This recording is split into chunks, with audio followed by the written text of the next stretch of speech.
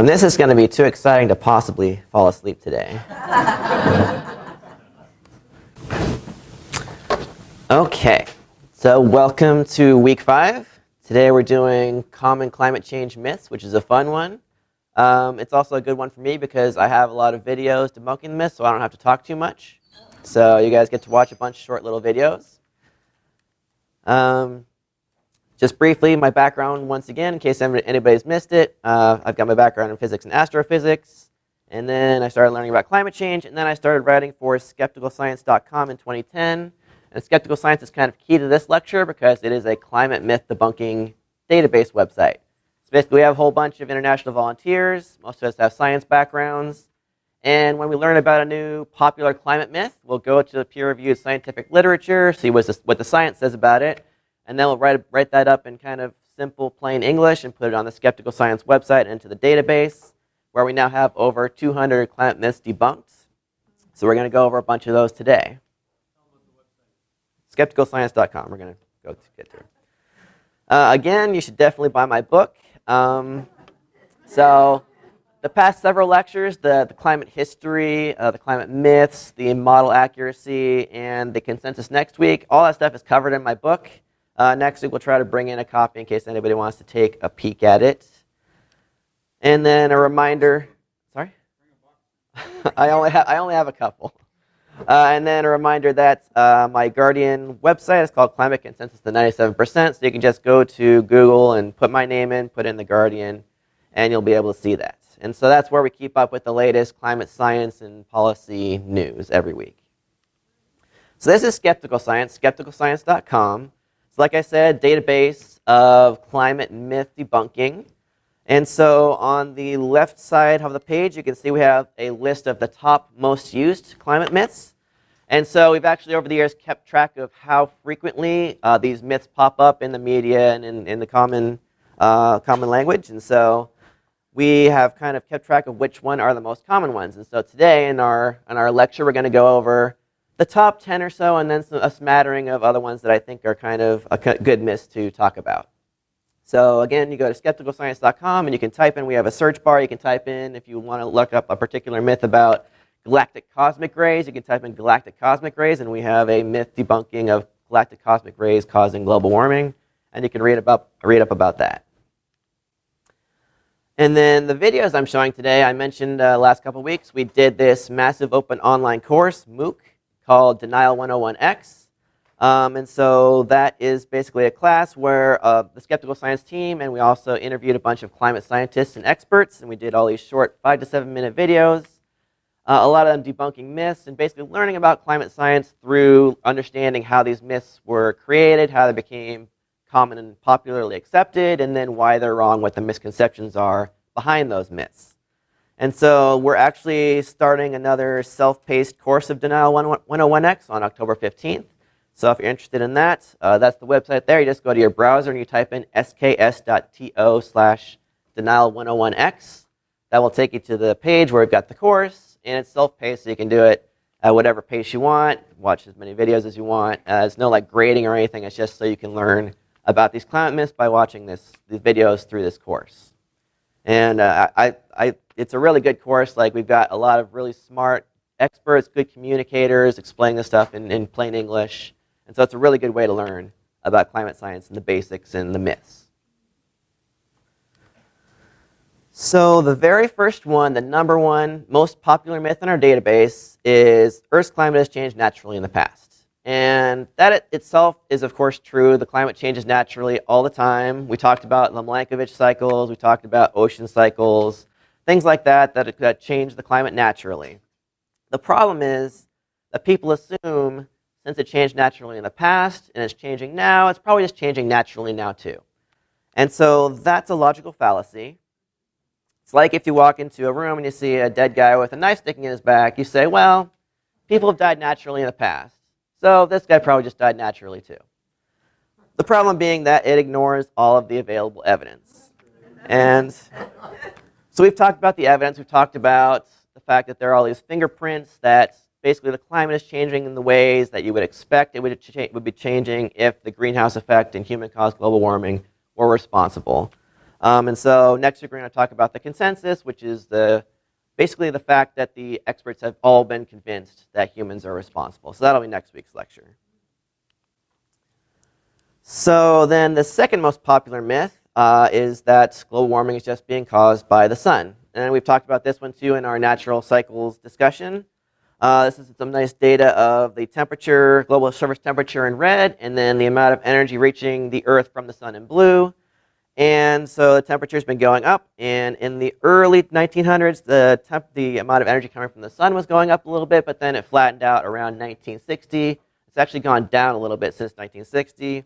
So that tells you that there's not any more incoming energy from the sun, which means that can't be responsible for the warming we've seen since the mid-1900s.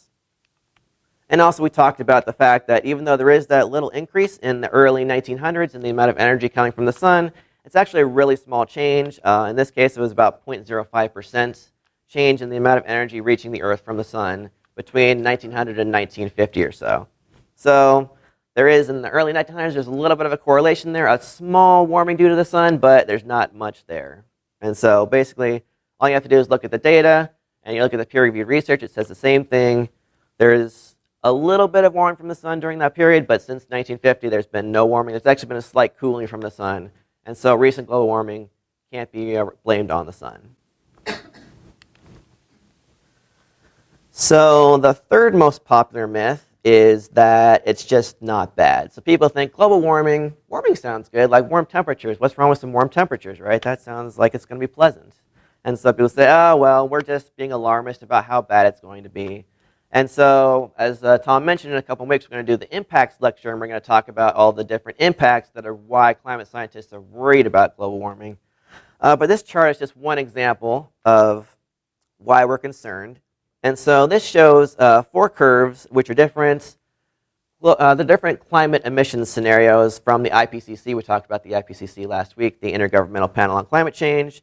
And so when they're projecting global warming, how much it's going to warm in the future, they look at these different scenarios. And so in this case, the blue one on the bottom is if we take like immediate, serious global action. Everybody takes action to reduce their greenhouse gas emissions. The red one is pretty much the path we're on now. It's a path where we take some action, but we're kind of slow. It's not very aggressive, but we take some action to reduce greenhouse gas emissions. That's basically where we are right now. The green is basically if we take some action, but we don't really follow through with our current policies. Basically, for whatever reason, countries aren't able to reduce emissions the way they plan to reduce them. And then the purple one is just if we kind of fail at everything, we burn lots of fossil fuels. And so you can see the resulting global warming is very fast because basically we're just not doing enough to reduce our greenhouse gas emissions.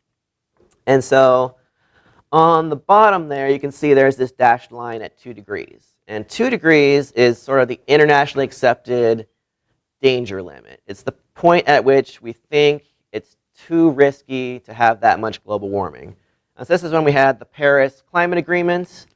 Basically every country at the time, except for Nicaragua and Syria, who later signed on, at the time everybody said, we're going to aim for no more than 2 degrees Celsius, and that's the warming above pre-industrial temperatures. We're going to try to get closer to 1.5 degrees Celsius if possible, but we're already at 1 degree. At this point, we've already seen 1 degree Celsius warming, and so there's still some warming in the pipeline. We talked last week about sort of the thermal inertia of the oceans, how it takes time for the oceans to catch up, and so there's still some warming that's going to happen. So like 1.5 degrees Celsius is like really optimistic. Like if we took some really, really, really serious immediate action, we could try to stay close to that, but really 2 degrees Celsius is probably the best we can do, and so we don't want to go beyond 2 degrees Celsius. And so you can see that on this chart, every curve goes above 2 degrees Celsius except the blue one. The blue one being immediate global action from every country to reduce their greenhouse gas emissions. The red one, which is the path we're on now, the red one goes above 2 degrees Celsius around mid-century. So basically, if we want to limit global warming to this below this danger limit of 2 degrees Celsius, we need more action than we're taking right now. We're going to talk about the Paris Agreement, I think, week 12, when we talk about climate policies. Nice thing about the Paris Agreement is that it has this option for countries every 5 years to review their policies and their emissions, and they can ratchet them down and make them more strict. And so even though we're on the red curve now, we can still drop down closer to that blue curve. But right now, we're on track, even with the kind of efforts with the Paris Agreement and everything, all the countries trying to reduce their greenhouse gas emissions, we're on track to pass that 2 degrees Celsius threshold by mid-century. So that's why it's an urgent problem. Another issue is that while most Americans accept human-caused global warming and they accept that it's probably a problem, they don't view it as an urgent problem. Like when you ask, when you poll people, what are the top issues that you consider most urgent? What are the issues that you vote on? Climate change and the environment are toward the bottom. And so this is one reason why that is kind of a misconception. People don't realize that it's going to take immediate, serious global action to avoid this danger limit. And that's going to be like now, like right now we need immediate serious action. So yeah, we're right there, and then those are the 4 pathways, and so we're getting close to that 2 degrees Celsius threshold already. We can look further back in time too to get kind of a long-term perspective of what's happening. And so this is a chart I was published in a paper a couple years ago where it's looking at, so basically the axis is the global energy imbalance that we talked about a couple weeks ago. It's called the change in forcing, but that's basically the change in the amount of incoming versus outgoing energy, the global energy balance. And so you can see basically, again, we're right here towards sort of as it's curving upward. And then the last ice age is basically this kind of blue period right there. You can see basically the transition from last ice age is that little blip going upwards on that blue curve. And so you can see the global energy imbalance, we're already kind of on the same, in the same range as the global energy balance was when the change in global energy balance when we transitioned from the last ice age. Yeah, so then as we go through the future, there are these different scenarios up here. And so the blue curve there is the blue curve from the last chart. That's the one where we take immediate serious global action. And so you can see in that one, again, the global energy imbalance flattens out because we reduce greenhouse gas emissions. And so there, the global energy balance kind of decreases. And then the yellow one, or the orangish one, is the same as our red curve there. They call it RCP 4.5, just because, or 4.5 is the energy balance. It's 4.5 watts per meter squared. And so in that case, the energy imbalance does flatten out, but you can see it still goes up really fast. And then the other curves kind of correspond to the other higher greenhouse gas emissions curves on that last chart. So you can see, like, compared to these previous global energy imbalances in the historical past, unless we go like millions and hundreds of millions of years ago, the global energy balance is really, really high. And if we keep burning greenhouse gas emissions, or putting greenhouse gas emissions in the atmosphere, that global energy imbalance is going to go well beyond the size that it was when we transitioned from the last ice age to now. And so that's why we expect to see this really fast global warming if we don't get greenhouse gas emissions under control. So basically, the reason for urgency and the reason we think it's a bad problem is this global energy balance basically causing a destabilization of the climate. And so you can see basically the global energy balance is very close to zero over the entire history of human civilization. Basically since the last ice age is when human civilization developed, and the climate's been very stable during that time. And we were able to develop human civilization because stable climate means stable weather, means we can build cities and farms in one spot and rely on pretty consistent weather patterns. So if you start to destabilize the climate, suddenly those weather patterns change, and suddenly it's really hard, for example, to grow crops in the same spot. If you're having like worse droughts, higher temperatures, then suddenly your farms are not well suited for the climate or for their local weather. So that was the third most popular. The fourth most popular myth is that there is no consensus among the experts on human-caused global warming. As we mentioned, we're going to talk about that next week. That is one of my favorites because I've published several papers on the subject, and it's a fun one. We're also going to talk about not just how we know there is a consensus, but why the fact that there is a consensus is important and why it's important for people psychologically. So anyway, I don't want to go into that because that's next week, so no spoilers. We're going to leave that one there. So the fifth most popular myth is that global temperatures are cooling, which is kind of a crazy one. And then it's related to the ninth most popular myth, which is that there has been no warming since insert date here because that date keeps changing. So you can see just by looking at the global temperatures, which is this chart shows the global temperatures as measured by NASA, NASA Global Institute of Space Studies, which we talked about a week or two ago when we were talking about James Hansen bringing together all these temperature measurements from stations around the world, these thousands of temperature stations. They bring them all together and kind of weight them and average them all together, and they put together this chart showing the average global surface temperature. And you can see it's been warming really significantly over the past 100 years, and especially over the past 40 years or so. And so just that chart by itself debunks the myth that temperatures are cooling or that there has been no warming since insert date here. And so how do people actually believe that myth? And so for that one, we've got one of our Denial 101X videos, and I'm going to let them explain it. Oh, actually, no, that's not a Denial 101X video. This is a chart that I made. So this chart shows the same surface temperatures, but just since 1970. And you can see, if you just look at these little periods, you can look at the temperature trend over these little periods, and it's flat over each little period. And so what people do is they look at those little periods and they say, oh, there's been no warming since 1998, for example. But then if you look at the overall trend is clearly upwards. So I call that the escalator and stepping down up the up escalator, because there's steps going upwards. And people just look at each little individual step when they're trying to make this argument. They say, oh, between 1998 and 2002, there was no warming, and so global warming stopped. So the reason that this myth kind of works on the short term is because of those El Nino, La Nina cycles that we talked about a couple weeks ago. So when there's a big La Nina event, it brings the cold ocean temperatures up to the surface, and that cools the surface temperatures just for the short term while there's a La Nina. And so if you have a couple years where there's a couple La Ninas, then then that short term, temperatures can briefly kind of flatten out or go down a little bit. But then eventually the La Nina is going to go away, you're going to start to have some El Ninos, and then it'll go in the opposite direction. And so the way people do this myth is that they kind of take the data when there's a couple of La Ninas, and they say, oh, there's no warming since 1998 or 2002, or whenever there was this period starting where there was a couple La Ninas. And so then the reason it doesn't work over the long term, over the long term, the La Ninas and the El Ninos cancel each other out, as we talked about a couple weeks ago.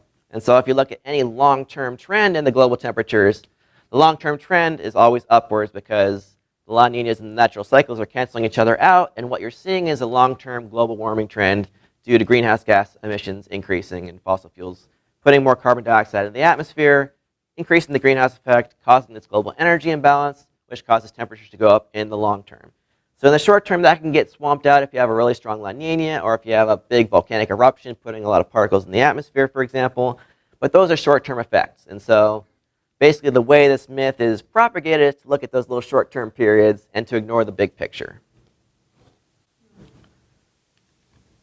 So the sixth most popular myth is that climate models are unreliable. So we actually talked about this one last week, so we don't have to go through it again. You can just look at last week's lecture. But basically, if you accurately look at the projections made by climate models, they've been very, very close to reality. And then actually, if you compare that to the predictions made by the climate deniers, we saw last week, the climate deniers are predicting global cooling. And so obviously that hasn't happened. And so the climate models have been very accurate, and the predictions made by the climate deniers have been very inaccurate. So the seventh most popular myth is that the global temperature record that we showed just there from NASA and from other groups is unreliable. And so the reason that this argument is made is because obviously it's hard to argue that global warming isn't happening, or the temperatures aren't warming, or that you can't make the argument that they've cooled or flattened out if you looked at the whole temperature record. And so what people say is, well, the temperature record is probably wrong then. And so this one is a Denial 101X video explaining the myth and explaining how we know it's wrong by an expert in the subject, actually.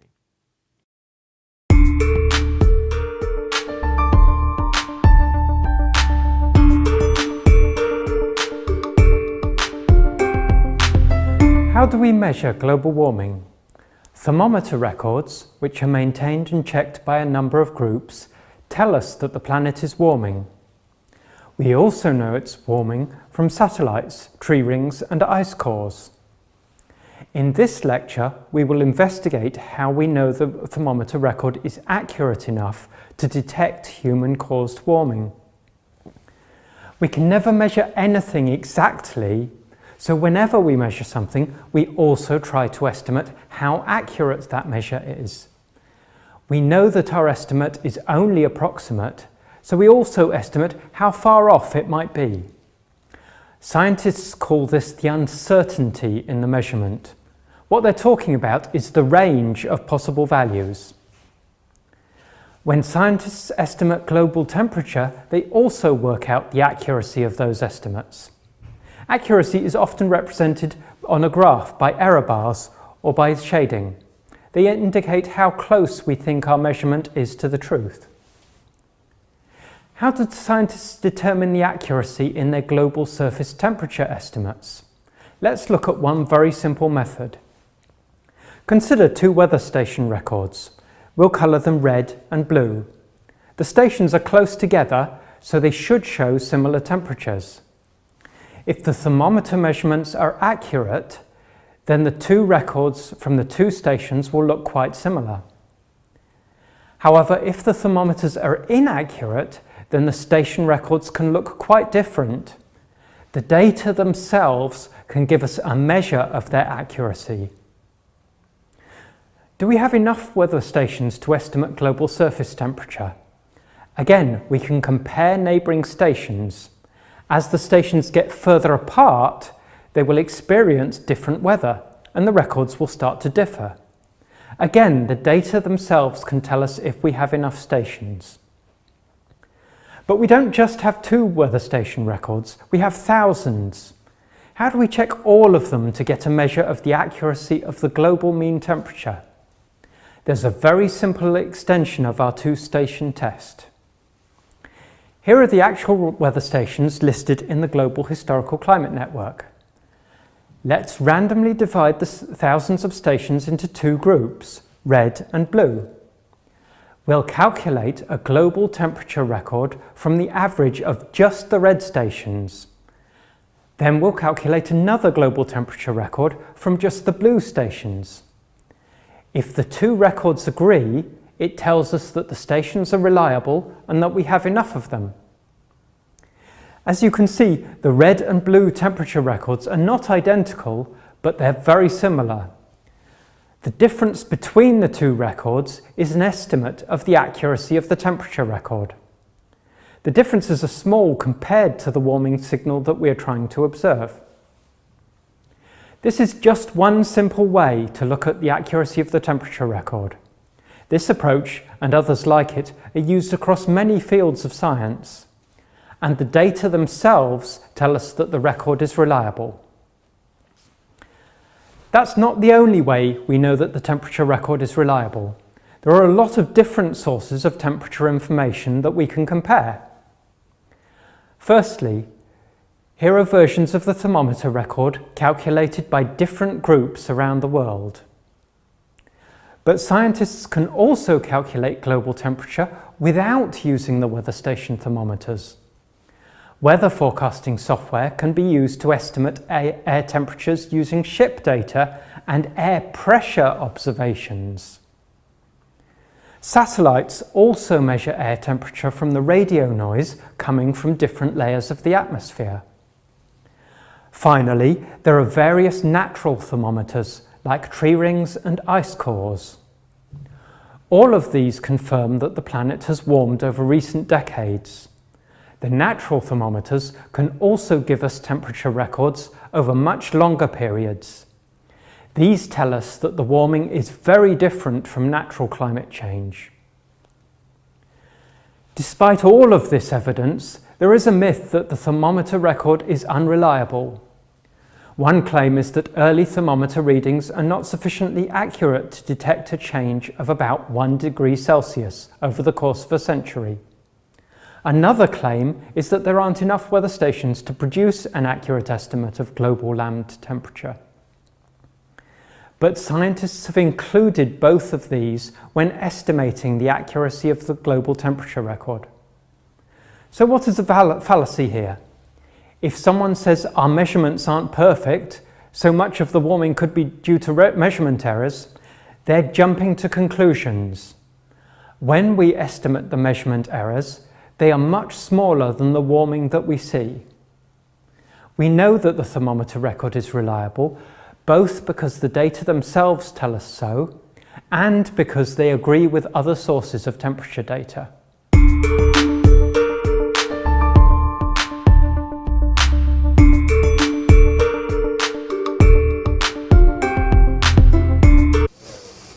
Okay, so that one, as I said, that's a common myth because people just, if if we can say that the temperature record isn't reliable and the temperatures aren't increasing, then obviously global warming isn't a problem because it's not happening.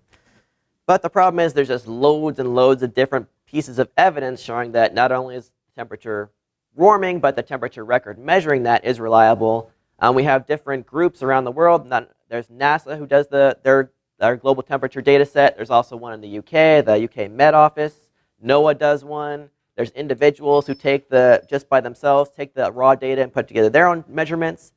Kevin Kautan, who gave that lecture, actually created probably the most accurate global temperature data set because he noticed, well, pretty much everybody knew that there is a sort of a hole in the Arctic, because in the Arctic, it's really hard to put a weather station because there's nobody like near the North Pole living there. And so there are very few temperature stations in the Arctic. We also know that's the part of the planet that's warming the fastest because that's where the ice is melting. It's covered in ice, but when the ice melts, that makes the surface less reflective, and so it makes the oceans in the Arctic absorb more heat. And so the Arctic is the fastest warming part of the planet, and it's also the part of the planet where you have the worst temperature measurements. And so there's actually this bias. The record wasn't perfectly accurate, but it was actually inaccurate on the low side, underestimating the warming because it was underestimating the warming in the Arctic. And so Kevin kind of came up with a statistical way to sort of account for that missing data, and it's kind of been incorporated into some of the other groups too. And in addition to all these different groups using the weather station measurements, we also have the natural thermometers. We have the fact that ice is melting all over the planet. We have instruments measuring the temperature of the ocean going up. We have the fact that spring is coming earlier, the seasons are changing, the patterns of sort of the ranges of different species are changing because the climate is changing and the weather is changing. And so there's all these different lines of evidence showing that the temperature is warming and the record is reliable. So that was the 7th most popular myth. And then the 8th most popular in our database is that species can just adapt to climate change. And so this is kind of related to the it's not bad myth, because they're saying, well, there's going to be some warming, but species adapt. That's what species do. That's how species have survived. And so if there's warming, they'll just be able to adapt to this. And so this one, we've got another Denali 101X lecture by our best and handsomest lecturer.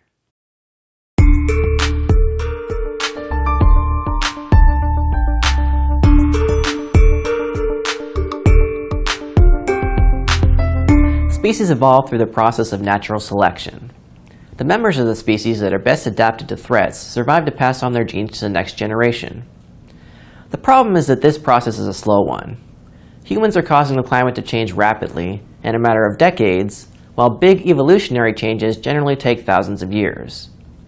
In Earth's history, there have been 5 catastrophic events where most species weren't able to adapt fast enough to avoid extinction. These are called mass extinction events. In most cases, these events were triggered by huge volcanic eruptions. Those eruptions pumped loads of particles and carbon dioxide into the atmosphere. The particles blocked sunlight, causing a period of sharp cooling. The carbon dioxide increased the greenhouse effect and caused long-term warming.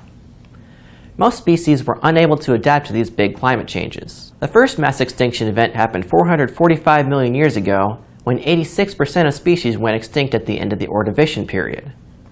Scientists think this mass extinction event was caused by an intense ice age, caused by unusual volcanic events, followed by a warm period 1 million years later. 360 million years ago, 75% of species went extinct at the end of the Devonian period. Scientists think that this mass extinction event was also due to a series of relatively rapid environmental and climatic changes. 250 million years ago, about 85% of species went extinct at the end of the Permian period.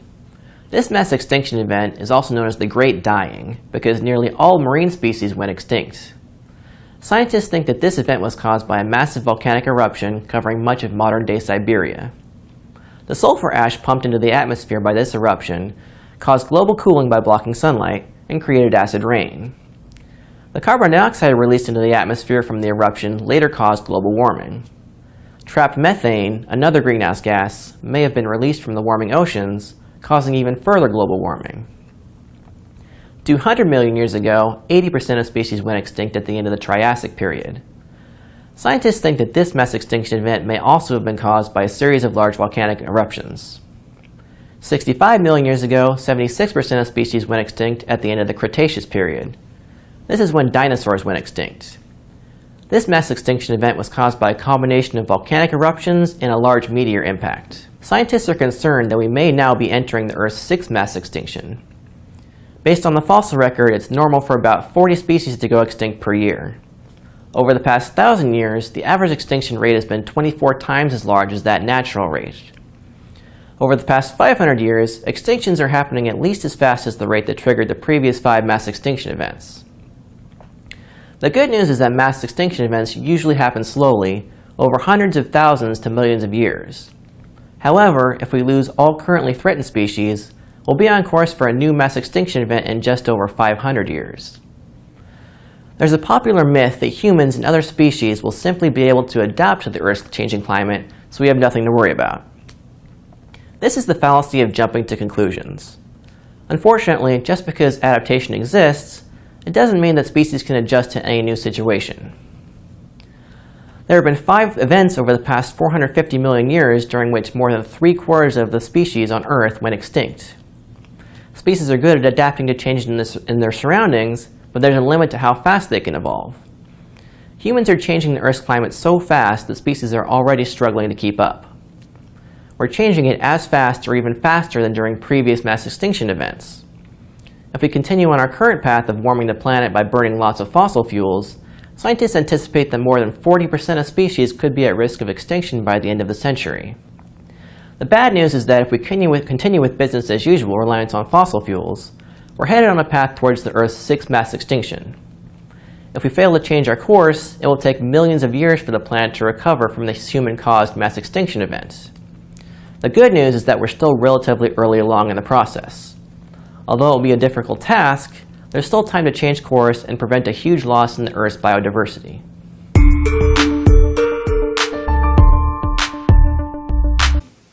Okay, so that one's kind of related to the myth that it's not bad or it's not an urgent problem.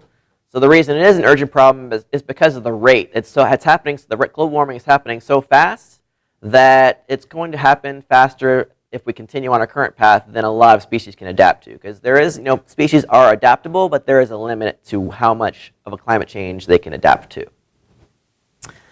So the ninth popular myth we did along with the 5th one, those were together. That was that temperature isn't rising. And so then we move on to the 10th most popular myth. And that's related to Antarctic ice, which we're actually going to have an expert speaker come talk about in a couple weeks. But I'll just show quickly the Denali 101X lecture video about that too.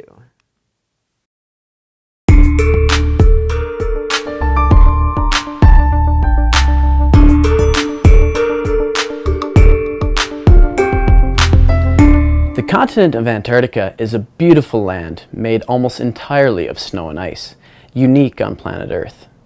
But what makes it beautiful also makes it sensitive to human influences. Our changing climate is causing rapid changes in the Antarctic. The West Antarctic ice sheet in particular is losing over 100 billion tons of ice each year. West Antarctica contains about 18% more ice than Greenland. If it all melted, it would cause over 7 meters of global sea level rise. But West Antarctica has a much bigger brother, East Antarctica. The East Antarctic ice sheet is the largest ice mass in the world. It covers an area roughly the size of the United States.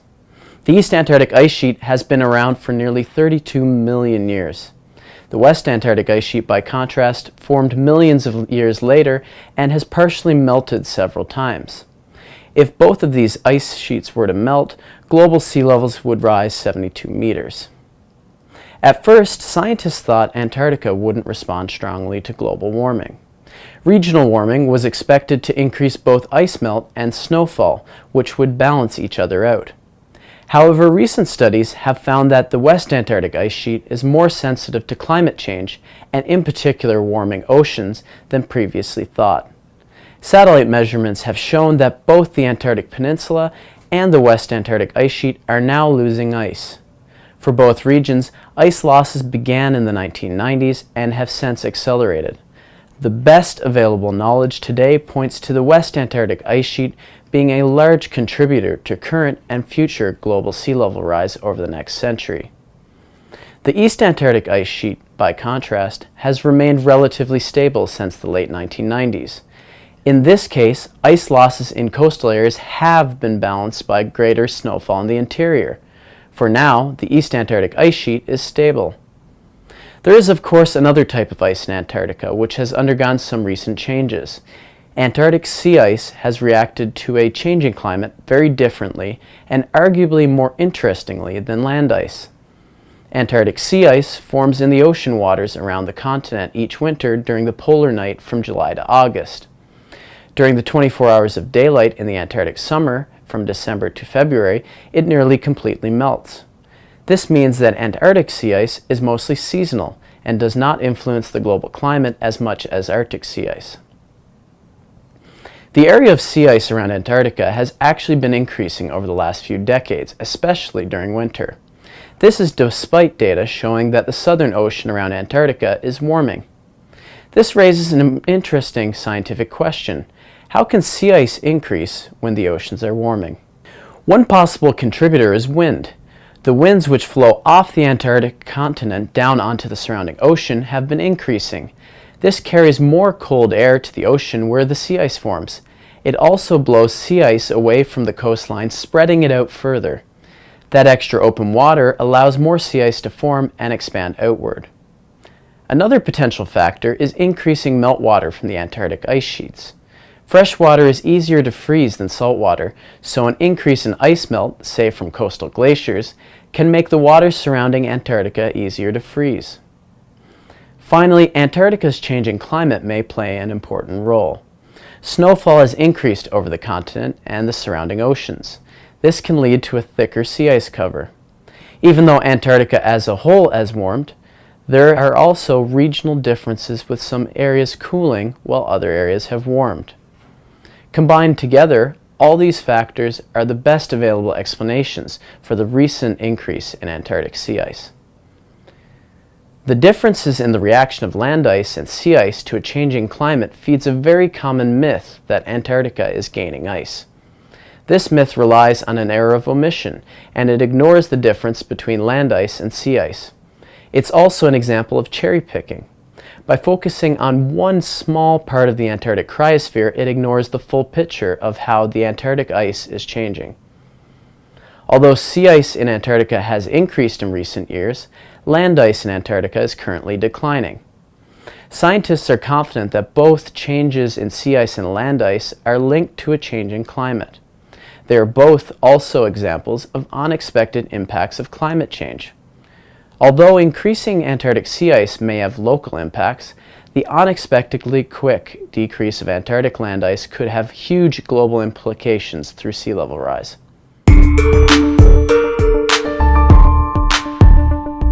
Okay, so the bottom line is that Antarctic ice is really complicated.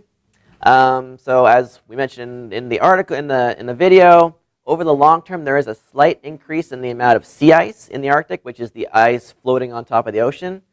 So when we start to talk about the rapid loss of Arctic sea ice, we often get pushback from deniers saying, well, Antarctic ice is decreasing. And so, I mean, that's complicated by different factors on the sea ice. What we're more worried about is the land ice, because the sea ice, because it's already floating on the ocean, it doesn't contribute to sea level rise when it melts or when it freezes. But the land ice that's on land, if the land ice falls into the ocean, that's going to cause sea level rise. And there is a ton of ice on Antarctica, and that's what we're concerned about. That if those ice sheets that have tons and tons of ice melt and collapse and fall into the ocean, those can cause significant, really large sea level rise. And so there's a West Antarctic ice sheet and an East Antarctic ice sheet. The east one's bigger, but fortunately so far it's stable. The West Antarctic ice sheet is destabilizing much more quickly. It's smaller, but it's still going to cause pretty significant sea level rise, depending on just how fast it collapses. And there's a lot of research trying to figure out how fast it's going to happen. But at this point, it's still an area of active research. We don't know how fast it's going to collapse, but it seems like it's pretty much an irreversible, inevitable impact at this point. So the 11th most popular myth we talked about a little bit in our history week is that climate scientists were predicting global cooling in the 70s. And so kind of the purpose of this myth is to cast doubt on how smart climate scientists are. Because the idea is if they said there was going to be global cooling or an ice age in the 70s and they're there's warming going to be warming now. Well, they were wrong back then, so they're probably just wrong now. We can just ignore them because they're a bunch of idiots. So obviously climate scientists are not idiots. They're very smart people. And the 70s were complicated because we talked about this a couple weeks ago, but at the time we were burning lots of fossil fuels, burning lots of coal, which is putting both carbon dioxide in the atmosphere, causing warming, and putting sulfur dioxide in the atmosphere, which is causing cooling, and they were kind of offsetting each other, and climate scientists weren't sure which effect was going to win out. And at the time, there were some papers looking at what would happen if we put a bunch of more sulfur dioxide in the atmosphere. We talked about that in our history class. And so there were a couple of newspaper or news magazine articles, and one of them was Newsweek, and I think the other one was Time. And so there was some popular media exaggeration of the possibility of an impending ice age. And so people have kind of latched onto that and try to connect that to today's concern about global warming in the media. And so there was this Time news magazine article in 2007 called The Global Warming Survivor's Guide. We talked about this last week, I believe it was. So that's the one on the right here, and then somebody decided to Photoshop it, and they made the one on the left there, and they made this fake one. And so they call it How to Survive the Coming Ice Age. And so there was never a Time magazine article devoted to how to survive the coming ice age. That is a fake, and they did a really nice job. You can see up here, like in the real one, there's a Sopranos thing, and then in the fake one, they put MASH. Because this one's from 2007, they changed the date here to 1977. They put kind of like an old-timey looking lady up here. So they were pretty thorough in trying to make it look like a legit 1970s Time magazine, but it wasn't. It was totally faked. Just trying to kind of perpetrate this myth that there was this mass panic about an impending ice age in the 1970s. And there were a couple of news articles about it, but those were, sometimes news articles get things wrong or exaggerate things, and so we're going to have another Denial 101X lecture about that.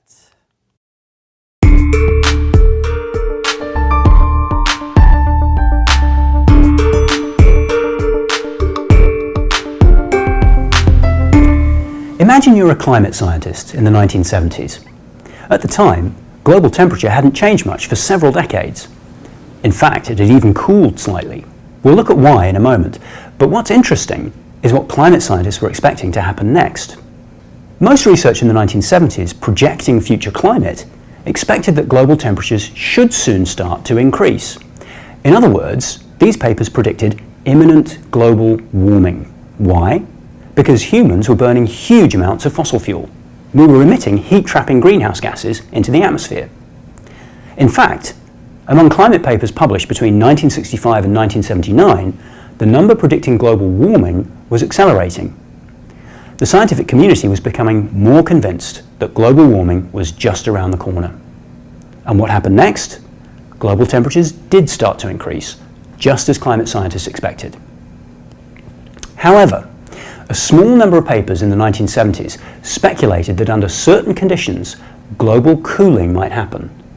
This is the basis for one persistent myth about climate change, that in the 1970s, the scientific community was predicting global cooling, maybe even a new ice age in the next few decades. This myth is a misrepresentation. It distorts the scientific position in the 1970s, and to understand how, we need to look at why that small number of papers were speculating about global cooling.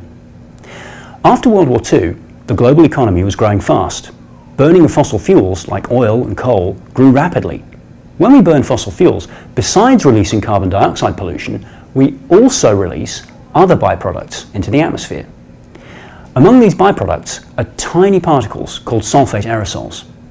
As fossil fuel burning increased in the mid-20th century, we emitted more sulfate aerosols into the atmosphere. We know that carbon dioxide is a heat-trapping gas causing global warming. Sulfate aerosols have the opposite effect. They reflect sunlight, which leads to an overall cooling. With both carbon dioxide and sulfate aerosols increasing at the same time, climate scientists were faced with a challenging question. Which would win out, the warming from carbon dioxide or the cooling from sulfate aerosols? Because humans are unpredictable, climate scientists don't make predictions. Instead, they make projections. A projection is when we estimate what will happen as a result of a certain scenario. Each projection represents a different path that humanity could take. How much more global warming we'll see depends on which path we choose. The same was true in the 1970s. Scientists didn't know exactly how much fuel we'd burn or whether we'd start installing filters to reduce aerosol pollution. What happened next would determine how Earth's temperature would change. Like they do today, climate scientists considered different scenarios. Then they made global temperature projections for those scenarios. In one scenario, NASA scientists considered what would happen if sulfate aerosol pollution accelerated rapidly. Specifically, they examined what would happen if sulfate aerosols in the atmosphere quadrupled due to fossil fuel burning. They calculated that this would block enough sunlight to cool global temperatures by 3.5 degrees Celsius or 6 degrees Fahrenheit. They further concluded that if that kind of cooling continued for several years, it might even trigger a new ice age. Despite this projection, climate scientists in the 1970s generally expected to see global warming from increased greenhouse gases. So, how did a handful of papers turn into a myth about the scientific community predicting an imminent ice age? In 1974 and 1975, Time and Newsweek magazines published articles warning about a possible oncoming ice age. This was partly based on NASA's research. But Time and Newsweek are news magazines, not scientific journals. No one is surprised when a news magazine publishes a sensationalized headline. But in scientific papers, which take a more reasoned, evidence-based approach, the research indicated oncoming global warming. Moreover, those NASA scientists weren't predicting global cooling or an ice age. Their paper projected that if sulfate aerosol pollution quadrupled, then we might trigger an ice age. But the opposite happened. In the 1970s, a number of countries enacted regulations to reduce sulfate aerosol pollution. One example of this legislation is the passing of the Clean Air Act in the United States. As a result, sulfate pollution began declining in the late 1970s. The scenario where sulfate aerosol emissions quadrupled just didn't happen. This example of sulfate pollution is instructive for today. Scientists published research explaining the effects of sulfate pollution. In response, governments enacted regulation to reduce the pollution. In the same way, we can avoid the worst impacts of global warming if we act to reduce carbon dioxide pollution today.